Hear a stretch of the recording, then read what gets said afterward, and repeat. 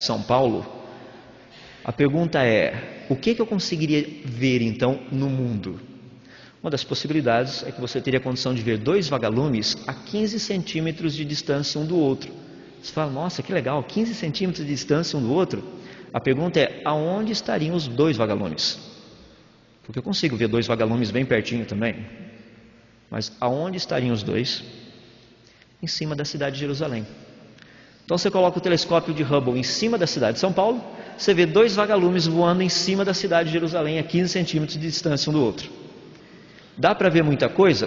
Dá. Deixa eu dar um outro exemplo para você. Se a Terra fosse plana e nós colocássemos o telescópio de Hubble aqui, você poderia ler qualquer banca de revista que tivesse na cidade de Nova York, você colocaria e poderia ver os jornais pendurados lá de fora. Você não precisaria nem entrar na internet, é só pegar o telescópio, dar uma olhadinha e você veria exatamente a notícia. Essa é a capacidade de visão do telescópio de Hubble. Eu fico assim impressionado com a sabedoria e com a inteligência que Deus deu ao homem, para que a gente pudesse estudar um pouquinho das coisas dele. O Observatório W. Keck fica no Havaí. Eu brinco com o pessoal, a parte dos físicos é horrível. Eu recomendo realmente ninguém a se tornar um físico, porque eles te mandam fazer pesquisa no Havaí, nas Bahamas, na Austrália, assim, são lugares horríveis da gente fazer pesquisa. Eu sei que é com grande relutância que a gente aceita os convites para pesquisa nesses lugares. A gente realmente demora assim, 1/1000 de segundo para falar sim. Então a gente está pronto para ir.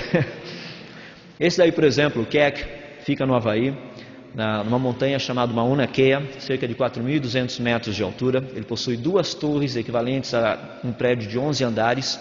Ali dentro tem 2 telescópios, pesando cerca de 700 toneladas, exatamente iguais. Você fala, mas por que construíram 2 iguais? Porque você precisa de 2 olhos para ver as coisas certinhas. Um bom telescópio teria que ter 2 telescópios também, um observatório, desculpa. Ali dá para você ter uma ideia, inclusive na foto de baixo, essa aqui do canto, se você vê um negocinho, parece que tem alguém desse jeito dentro de uma bolinha pequenininha ali dentro. Aquilo é um ser humano, está dentro do telescópio, só para ter uma ideia do tamanho do negócio. A técnica que é utilizada nesse telescópio eu acho fantástica. Estou dando um pouco de material para vocês, só para vocês entenderem. Quando alguém fala, o telescópio lá de Hubble, aquele negócio que está em volta da Terra. Negócio não, fale com respeito, aquilo é um telescópio. Negócio é o que a gente tentou fazer hoje à tarde no campo de futebol. Tá? Aquilo é telescópio que está lá em cima. Quer dizer, eu estou referindo à minha parte. Tem bons jogadores lá, então não quero comprometer todo mundo. Mas você pega, por exemplo, esse telescópio, ele é muito interessante. Por exemplo, vidro, ninguém fica assustado, mas vidro é líquido. Vidro não é um sólido, vidro é líquido. Você fala, agora eu quero ver. Mas é líquido, tem uma viscosidade, uma densidade muito alta. Tanto é que quando a gente precisa medir, saber a idade de uma fazenda, de uma casa muito antiga, sabe o que você faz? Você tira um vidro da janela, você mede a espessura em cima e mede a espessura embaixo e a altura.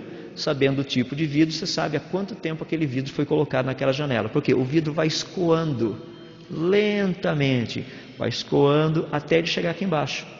Vai ficando fininho em cima e grosso embaixo. Isso é um problema para o telescópio. Por quê? O nosso grande telescópio, ele está pertinho do Equador. A Terra gira. A Terra gira mais ou menos 1.700 km por hora. Você fala, nós estamos parados? Parados coisa nenhuma.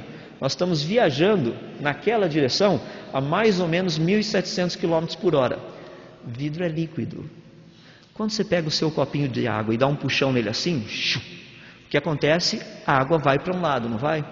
O vidro do telescópio também. Sabe o que precisa fazer? Colocar umas mãozinhas desse lado do vidro que fica massageando para que o vidro fique sempre retinho.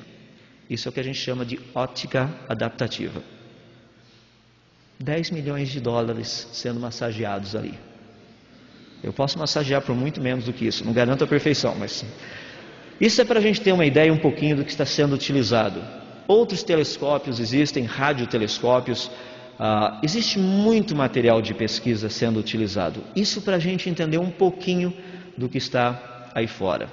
Alguns que são bem conhecidos, outros que são menos conhecidos, mas existe uma gama muito grande de equipamento observando os céus. Isso para a gente ter um pequeno conhecimento do que está aí fora. para a gente poder entender. No passado, as pessoas achavam que a Terra era o centro do universo, a Lua girava em volta, o Sol, as estrelas, os planetas, todos eles giravam em volta. Essa é a cosmologia antiga que nós temos. Daí aparece um homem chamado Tycho Brahe. Tycho Brahe, literalmente, ele deu uma ideia, estudou muito os céus e tudo mais.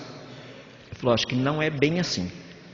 Parece que os planetas e tudo mais giram em torno do Sol. Daí aparece Copérnicos, aparece Galileu Galilei, todos eles falando que o Sol é o centro e a Terra e os outros planetas giram em volta.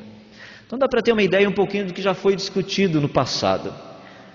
Mas quando a gente pensa a respeito do céu, o que se sabe hoje e o que se estuda hoje?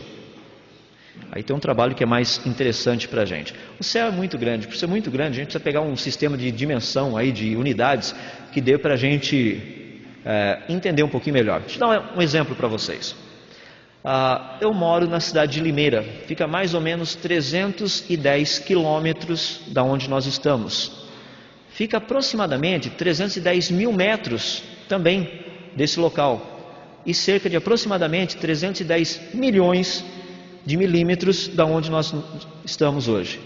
Agora, imagine eu tentar usar milímetro para dar distância desse tamanho. Tem um pessoal que veio da Bahia, tem gente que veio lá de Fortaleza, vocês viajaram anos-luz, milímetros, para chegar até aqui mais ou menos. Foi muito longe, é muito milímetro para ser percorrido. Então no céu nós fazemos a mesma coisa quando nós estudamos o universo. Nós usamos, por exemplo, umas medidas que são um pouquinho mais simples. Uma unidade astronômica, a distância média entre a Terra e o Sol, 150 milhões de quilômetros, coisa básica, logo ali. Você pega, por exemplo, um ano-luz, 9,5 trilhões de quilômetros, também coisa básica.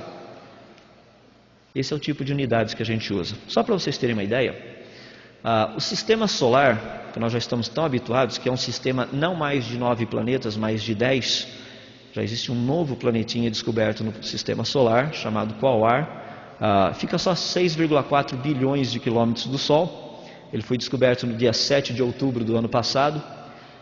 O nome é muito fácil de guardar, muita gente já sabe, tem dado palestras por aí, e você só pergunta para a pessoa do lado, qual ar que você respira? E daí você vai lembrar qual ar é o nome do planeta.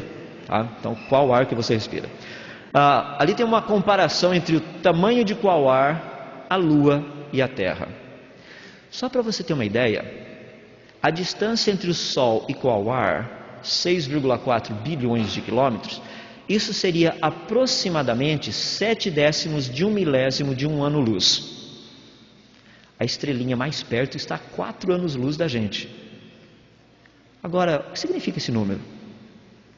Se você fosse do Sol até Quasar, com Spielberg, numa das suas naves interestelares, viajando a 300 mil quilômetros por segundo, ou seja, você teria condição de ir daqui até a Lua com essa espaçonave em 1 segundo, um pouquinho mais de 1 segundo. Você daria 6,5 voltas em volta do planeta em 1 segundo. Você ia do Sol até Quasar em 5 horas e 55 minutos. Só que isso só existe em Hollywood, só no filminho. Então a gente teria que ir, por exemplo, de ônibus espacial. Ônibus espacial dá para ir. Se você fosse sem parar para percorrer essa distância, seriam aproximadamente 29 anos viajando a 25 mil quilômetros por hora. Imagina, agora não dá mais porque o Concorde saiu de voo, mas imagine que fosse possível percorrer essa distância num Concorde, nada mais, nada menos do que 2.200 quilômetros por hora. 332 anos para você fazer isso.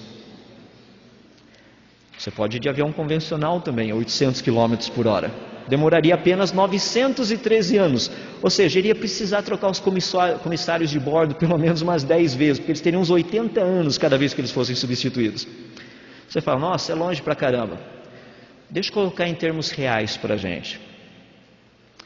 Se você pudesse ir de Fórmula 1, mas vai com Schumacher, porque Rubinho quebra, esses negócios acontecem, então é melhor que a gente saiba que vai chegar lá. Atualmente eu não sei, as Williams estão rodando tão bem que é melhor, eu vou trocar o slide e colocar uma Williams em vez de uma Ferrari. Mas de qualquer forma, demoraríamos para percorrer essa distância 2.434 anos. Eu sei o que você está pensando, com o carro do seu pai. Se você for com o seu carro com o carro do seu pai, esquece.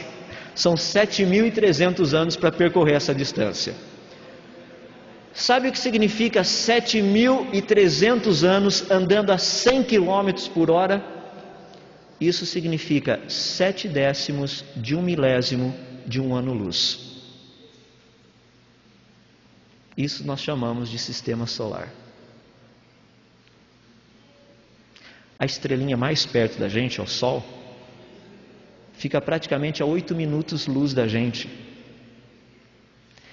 Lembra que eu disse para vocês que a proposta criacionista é uma proposta de um universo recente? Deixe-me dar algumas evidências, portanto, começando pelo sistema solar.